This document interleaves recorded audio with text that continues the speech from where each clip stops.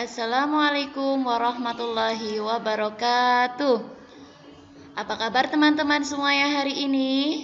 Semoga teman-teman semuanya dalam keadaan sehat dan selalu berbahagia. Teman-teman, hari ini kita akan kembali belajar SKI untuk kelas 5, melanjutkan materi yang kita bahas minggu yang lalu. Nah, pada pertemuan kali ini Ustazah akan menjelaskan tentang beberapa peperangan yang terjadi setelah Perang Badar. Yang pertama yaitu Perang Uhud. Perang Uhud ini adalah peperangan yang terjadi karena disebabkan kekalahan kaum kafir Quraisy dalam Perang Badar. Seperti yang sudah kita pelajari bahwa orang-orang kafir Quraisy itu kalah dalam Perang Badar. Nah, untuk mempersiapkan Perang Uhud ini, orang kafir Quraisy mempersiapkan 3.000 tentara untuk menghancurkan umat Islam. Dan dalam perang kali ini, kaum kafir Quraisy dipimpin oleh Abu Sufyan. Sedangkan dari pihak kaum muslimin sendiri hanya menyiapkan 1.000 orang tentara. Tetapi ketika di tengah perjalanan tersebut, 300 orang munafik Yahudi membelot, yakni yang berada di bawah pimpinan Abdullah bin Ubay. Perang Uhud ini terjadi pada pertengahan bulan Sya'ban tahun ketiga Hijriah. Nah, Perang Uhud ini dinamakan Perang Uhud karena terjadi di sebuah bukit yang bernama Bukit Uhud. Peperangan ini terjadi cukup sengit. Awalnya tentara muslim memperoleh kemenangan, tetapi keadaan terbalik karena yang diberi tugas sebagai pemanah turun ke bawah untuk mengambil harta rampasan. Akibatnya, posisi yang telah diperoleh oleh pasukan pemanah ini direbut oleh kaum kafir Quraisy. Akibatnya, peperangan ini dimenangkan oleh pihak kaum kafir Quraisy.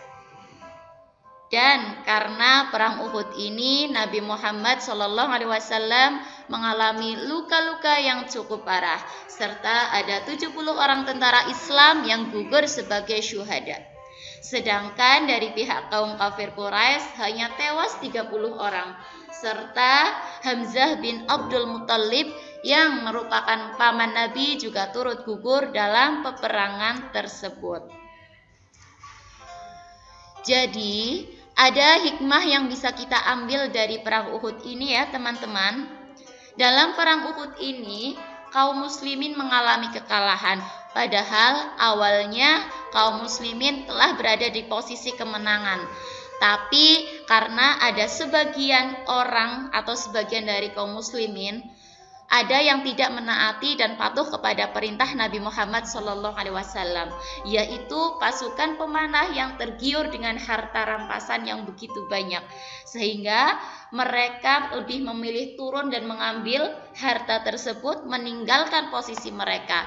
Maka posisi itu, keadaan tersebut dimanfaatkan oleh kaum kafir Quraisy untuk merebut posisi yang tadinya berada di kaum muslimin dalam keadaan menang.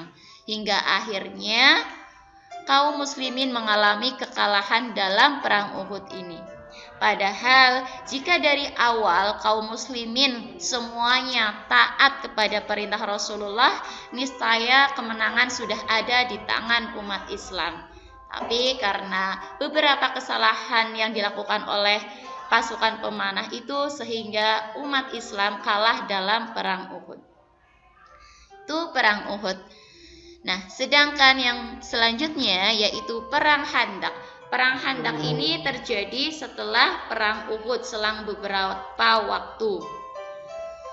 Kalau tadi Perang Uhud itu terjadi pada bulan Sya'ban, sekarang Perang Khandaq. Perang Khandaq ini terjadi pada bulan Syawal tahun ke-5 Hijriah. Perang Khandaq ini merupakan peristiwa pertama kali dalam sejarah Arabia, karena pada saat itu 10.000 orang tentara menyerbu kota Madinah. Kenapa bisa sampai 10.000? Karena banyak sekali golongan-golongan yang bersatu untuk membangun sebuah kekuatan untuk menggempur atau menyerang kota Madinah. Golongan Arab itu semuanya bersatu di bawah pimpinan Abu Sufyan. Lagi-lagi Abu Sufyan, karena pada peperangan sebelumnya kaum kafir yang dipimpin oleh Abu Sufyan dalam perang Uhud menang. Sekarang kembali Abu Sufyan memegang komando terbesar untuk memandu perang Khandaq. Perang Khandaq ini juga disebut sebagai perang Ahzab. Kenapa disebut perang Ahzab? Karena perang ini merupakan persekutuan beberapa golongan. Golongan mana saja? Yaitu ada kaum kafir Quraisy, kaum Ghatfan, Bani Salim, Bani Asad, Bani Murrah, dan juga dari orang-orang Yahudi yang berasal dari Bani Nadir. Mereka bersekutu untuk melawan kepemimpinan Rasulullah Shallallahu Alaihi Wasallam. Jadi banyak sekali ya pasukan yang dikumpulkan oleh Abu Sufyan. Sementara dari pihak kaum muslim hanya mempersiapkan kurang lebih 3.000 tentara untuk menghadapi kaum Quraisy beserta sekutunya. Nah, dalam perang Khandaq ini dibuatlah sebuah strategi yang luar biasa, di mana seorang sahabat memberikan saran. Sahabat tersebut bernama Salman Al-Farisi memberikan saran kepada Nabi Muhammad agar membuat sistem pertahanan dengan menggunakan parit besar yang mengelilingi seluruh perbatasan kota Madinah. Nah, kenapa disebut perang Khandaq? Khandaq itu artinya parit ya. Jadi dalam perang Khandaq ini strategi yang digunakan oleh Nabi Muhammad adalah menggunakan parit besar untuk mengitari seluruh perbatasan kota Madinah. Dalam peperangan ini, pasukan kafir mengepung kota Madinah dari segala penjuru. Jadi setiap perbatasan itu sudah dikepung oleh kaum kafir Quraisy. Tetapi mereka tidak bisa memasuki kota Madinah. Karena setiap akan melewati parit yang sudah disiapkan oleh kaum muslimin, mereka dihujani panah oleh kaum muslimin. Kenapa bisa? Ya, karena kaum muslimin itu bersembunyi di parit-parit. Parit itu selokan yang besar dan memanjang. Orang-orangnya bersembunyi di dalam parit tersebut. Jadi sebelum kaum kafir datang, mereka meluncurkan panah-panah mereka sehingga mengenai pasukan kaum kafir, sehingga mereka tidak bisa memasuki kota Madinah. Beberapa hari terus berlalu. Karena selalu gagal memasuki kota Madinah, tapi orang kafir Quraisy tetap bersikukuh untuk mengepung kota. Hingga berlangsung beberapa hari. Karena terus dikepung, kaum muslimin tidak bisa keluar masuk dari kota Madinah, menyebabkan persediaan makanan menipis. Dan di saat kritis itulah kaum muslimin mulai sedikit persediaan makanannya, mulai kekurangan bahan makanan. Datanglah pertolongan Allah. Pertolongan Allah itu berupa hujan lebat dan angin kencang yang memporak-porandakan kemah serta perbekalan kaum Quraisy. Kaum Quraisy itu luar biasa. Sebelum mereka berperang, mereka sudah menyiapkan banyak sekali bekal, makanan, minuman, sapi, unta, dan lain-lain untuk mempersiapkan melawan pasukan Rasulullah. Tapi Allah berkehendak lain. Pada saat itu Allah memberikan pertolongan kepada kaum muslimin. Allah menurunkan angin kencang serta hujan lebat yang memporak-porandakan kemah serta perbekalan kaum Quraisy. Nah, karena angin dan hujan tersebut, akhirnya kaum kafir Quraisy meninggalkan kota Madinah tanpa membawa hasil apa-apa. Dan artinya pula peperangan dimenangkan oleh kaum muslimin. Setelah selesai perang, yaitu perang Khandaq, umat Islam bersikeras mengusir kaum Yahudi yang terang-terangan membantu kaum kafir Quraisy. Kaum Yahudi yang diusir yaitu Bani Quraizah, yaitu orang-orang Yahudi yang membantu kaum kafir Quraisy melawan Rasulullah. Padahal di dalam kota Madinah itu sendiri Rasulullah telah memberikan kebebasan kepada orang-orang Yahudi sebagaimana yang sudah disebutkan dalam apa ya? Ya, dalam piagam Madinah sebagaimana telah kita pelajari sebelumnya. Nah, kemenangan Perang Khandaq ini membuat nama Islam dan juga kota Madinah semakin harum dan disegani. Tidak semua orang berani mengolok-olok Rasulullah ataupun kaum muslimin. Akhirnya mereka tahu bagaimana kekuatan kaum muslimin yang sesungguhnya. Nah, di dalam peperangan Khandaq ini hanya ada 6 tentara muslim yang gugur sebagai syuhada. Kalau orang yang gugur dalam medan perang itu disebut syahid. Jaminannya apa teman-teman? Surga. Ya, orang yang mati syahid jaminannya adalah surga. Dan salah satu sahabat yang gugur dalam peperangan Khandaq adalah Sa'ad bin Mu'az yang gugur sebagai syuhada dan mendapatkan jaminan masuk surga. Perang Khandaq ini juga yang tadi disebutkan sebagai Perang Ahzab juga diabadikan dalam Al-Quran yang namanya sesuai dengan peperangannya, yaitu diabadikan dalam Al-Quran surah Al-Ahzab ayat 9. Teman-teman bisa cek ya di dalam Al-Quran surat Al-Ahzab ayat 9, isinya adalah tentang Perang Khandaq. Nah, peperangan kaum muslimin dalam Perang Khandaq membuat semakin kuat dan besar dalam pertahanan dan kesatuan. Kaum kafir sudah tidak lagi berani melakukan perlawanan secara terbuka dengan pasukan kaum muslimin. Dan setelah Perang Khandaq ini, kaum muslimin merencanakan untuk mengunjungi kota Mekah guna melakukan ibadah haji atau tawaf di Ka'bah.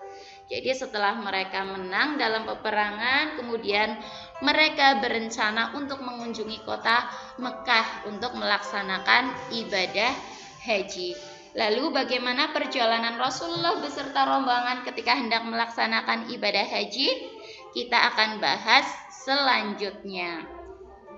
Nah, karena keinginan Rasulullah beserta kaum muslimin untuk melaksanakan ibadah haji, inilah yang melatar belakangi terjadinya perjanjian Hudaibiyah, sebuah perjanjian yang sangat terkenal yang terjadi di sebuah kota yang bernama Kota Hudaibiyah. Perjanjian Hudaibiyah yaitu berawal dari pada tahun ke-6 Hijriah atau tahun 628 Masehi. Pada bulan Zulqaidah berangkatlah Nabi Shallallahu Alaihi Wasallam bersama umat Islam menuju kota Mekah untuk melaksanakan ibadah haji. Pada bulan Zulqaidah ini umat Islam dilarang melakukan peperangan. Orang Quraisy Mekah pun mendengar desas-desus kedatangan Rasulullah beserta rombongan untuk mengunjungi kota Mekah. Mereka akhirnya mengetahui bahwa rombongan Rasulullah telah berangkat dari kota Madinah menuju kota Mekah. Mereka memberikan reaksi yaitu menolak kedatangan umat Islam berhaji. Mereka tidak mau umat Islam datang ke kota Mekah karena mereka berpikir Rasulullah akan melakukan penyerangan terhadap kota Mekah. Padahal tujuan Rasulullah beserta umat Islam itu hanya untuk melaksanakan ibadah haji, yang mana ibadah haji selama 6 tahun Rasulullah berada di kota Madinah tidak dilaksanakan. Jadi Rasulullah ingin melaksanakan ibadah haji, namun ditolak oleh kaum kafir Quraisy yang berada di kota Mekah. Ketika umat Islam berada di kota Hudaibiyah, mereka berhenti. Nabi mengetahui bahwasanya penduduk Mekah tidak menerima atau menolak kedatangan mereka ke Mekah. Sehingga Nabi mengutus Utsman bin Affan beserta rombongan untuk terlebih dahulu mendatangi kota Mekah, menemui penduduk Quraisy Mekah dan menyampaikan maksud kedatangan mereka. Bahwasanya Utsman bin Affan menjelaskan Rasulullah datang ke kota Mekah bukan untuk menyerang ataupun merebut kota Mekah, tapi untuk melaksanakan ibadah haji.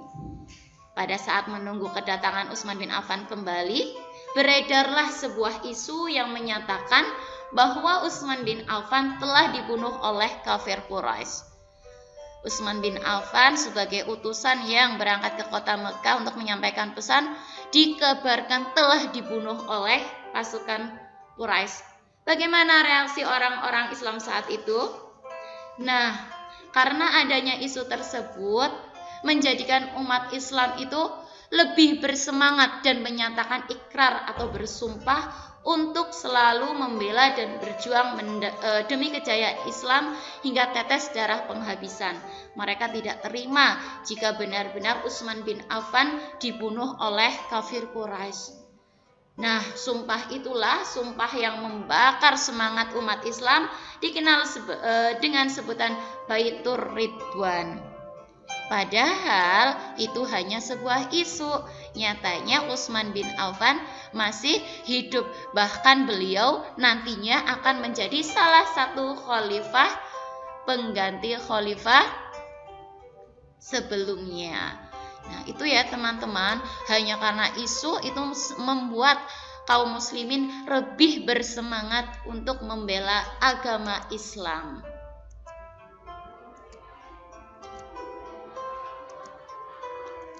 Kita lanjutkan. Karena adanya penolakan dari kaum Quraisy Mekah menerima Rasulullah beserta rombongan untuk berhaji, tentu saja ini membuat Rasulullah ingin meluruskan kesalahpahaman tersebut. Sampai setelah Utsman bin Affan kembali ke kelompok Rasulullah, kaum kafir Quraisy mulai merasa resah mengetahui akan datangnya Rasulullah beserta rombongan ke kota Mekah. Karena hal itulah penduduk Mekah akhirnya mendatangi rombongan Rasulullah dan membuat perjanjian. Perjanjian itu disebut Perjanjian Hudaibiyah. Isi dari Perjanjian Hudaibiyah itu kurang lebih ada 4. Yang pertama yaitu mengadakan gencatan senjata selama 10 tahun. Gencatan senjata itu apa teman-teman? Jadi yang dimaksud mengadakan gencatan senjata 10 tahun berarti selama 10 tahun ke depan sejak disetujuinya perjanjian ini tidak ada perang, tidak ada saling menyerang ataupun saling berebut kekuasaan. Jadi yang namanya gencatan senjata itu tidak ada peperangan selama 10 tahun ke depan. Isi Perjanjian Hudaibiyah yang kedua yaitu setiap orang diberi kebebasan untuk bergabung dengan Nabi Muhammad atau menjalin perjanjian dengannya. Juga sebaliknya, setiap orang diberi kebebasan bergabung dengan kelompok Quraisy atau menjalin perjanjian dengannya. Jadi poinnya, setiap orang diberi kebebasan mau menjadi pengikut Rasulullah boleh ataupun jadi pengikut Quraisy pun boleh. Namun dari perjanjian yang kedua ini ada yang merugikan. Di poin yang ketiga dilanjutkan, barang siapa yang bergabung dengan Nabi Muhammad tanpa alasan yang dapat dibenarkan maka harus dicegah. Sedangkan jika ada yang ingin bergabung dengan Quraisy harus dibenarkan. Jadi kalau ada orang kafir mau menjadi pengikut Rasulullah itu tidak diperbolehkan. Sedangkan kalau ada pengikut Rasulullah ingin menjadi pengikut kaum Quraisy itu diperbolehkan. Itu tidak adil ya teman-teman. Jadi tidak menguntungkan sama sekali untuk pihak kaum muslimin. Kemudian isi perjanjian yang keempat yaitu pada tahun ini Nabi Muhammad SAW dan umat Islam harus kembali ke kota Madinah dan tidak diizinkan melaksanakan ibadah haji. Haji boleh dilaksanakan tahun depan, tapi dengan syarat haji itu tidak boleh dilaksanakan lebih dari 3 hari dan juga tidak boleh membawa senjata. Itulah 4 isi perjanjian Hudaibiyah. Selanjutnya, secara keseluruhan isi dari perjanjian Hudaibiyah itu merugikan umat Islam dan Nabi Muhammad SAW. Namun kita ambil sisi positifnya, ternyata masih ada keuntungan dari perjanjian tersebut, yaitu jika selama 10 tahun tidak ada peperangan, maka akan menjadi peluang bagi Nabi Muhammad dan umat Islam untuk menyiarkan dan mengembangkan dakwah Islam. Jadi Nabi Muhammad selalu mencari nilai-nilai positif dari setiap kejadian. Dan dengan kearifan Nabi Muhammad SAW serta kebesaran hati umat Islam telah menarik banyak simpati dari orang-orang Quraisy. Sehingga setelah perjanjian tersebut, banyak tokoh-tokoh Quraisy yang akhirnya masuk ke dalam agama Islam. Di antaranya adalah Khalid bin Walid yang nantinya akan menjadi panglima perang umat Islam yang sangat luar biasa, serta Amr bin As juga akan menjadi tentara yang luar biasa dalam pembelaan agama Islam. Kurang lebih itu ya teman-teman yang kita pelajari hari ini, yaitu tentang Perang Uhud, Perang Khandaq, dan juga Perjanjian Hudaibiyah. Silahkan teman-teman pelajari lebih lanjut. Kalian bisa mencari referensi lain baik di buku-buku sejarah ataupun di YouTube yang banyak sekali menyediakan kisah cerita tentang Perang Uhud, Perang Khandaq, juga Perjanjian Hudaibiyah. Terima kasih atas perhatian teman-teman semua.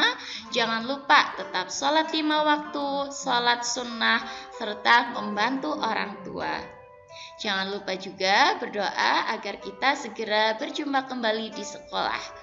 Serta tetap di rumah, tetap jaga kesehatan dan semangat. Terima kasih atas perhatian teman-teman. Ustazah akhiri, wassalamualaikum warahmatullahi wabarakatuh.